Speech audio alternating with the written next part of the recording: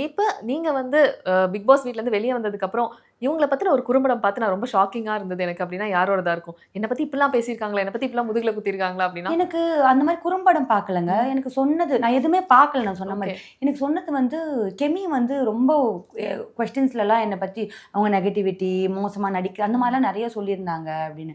ஆதிரை சொல்றதுல கூட அவங்களுக்கு ஒரு நியாயம் இருக்கு. அவங்க வந்து ஓகே. நான் எஃப்ஜே சைடு எடுத்தேன்ற ஒரு ம். கோவம் அவங்களுக்கு இருக்கலாம். சொல்லிட்டு போட்டும். ஆனா அந்த வீட்ல பார்த்தீங்கன்னா, கெமி வந்து கனியக்கா கட்டி பிடிக்கிறது எவ்ரிடே நைட்டு வந்து குட் நைட் சொல்லிட்டு போறது, கொஞ்சுறது, ம். அந்த மாரி பண்றது தான் ஃபுல்லாவே இருந்திருக்கு. அவங்களுக்கு கையில ஒரு அந்த இதனால ம். எல்லாருக்கும் வந்த ம். அந்த ரேஷஸ் வந்தப்போ, நான் அவங்களுக்கு துணிலாம் துவச்சு குடுத்துருக்கேன். ஓகே. உள்ள உள்ள ஒரு நாள் கூட நான் அவங்கள நாமினேட் பண்ணியிருக்கவே மாட்டேன் பார்த்தீங்களா? ம். எனக்கு அதுக்கான காரணம் தேவையான ஓகே. காரணமே தேவைப்படல. அப்படிதான் இருந்துச்சு. கேமராவும் அவங்க நல்ல கேமரா ம். இருந்தாங்க. என்கிட்டயும் பர்சனலா அவங்க அப்படி இருந்தவங்க எதுக்குடா வந்து அப்போ எல்லாமே நடிப்பா மாரி எனக்கு ரொம்ப ஷாக்கிங்கா அத்தனையும் இருந்துச்சு. நடிப்பா அப்படின்ற மாரி. சத்தியமா ஓகே. இருந்ததுங்க. என்ன சொல்றீங்க? கெமியான்னு திருப்பி திருப்பி கேட்டேன். ம். நான் பார்க்கவும் இல்ல. ஏன்னா வேணாம் பார்க்க வேணான்ட்டேன். இல்ல, ஓகே. இல்ல வேணாம் விடுங்க. அப்படி சொன்னாங்களா? சரி ஓகே. ரொம்ப ரொம்ப ஷாக்கிங்கா இருந்தது. கெமி ஏன் இப்படி சொன்னாங்க? நம்ம என்ன பண்ணோம் அவங்கள? அப்படி இருந்தது எனக்கு. ஓகே.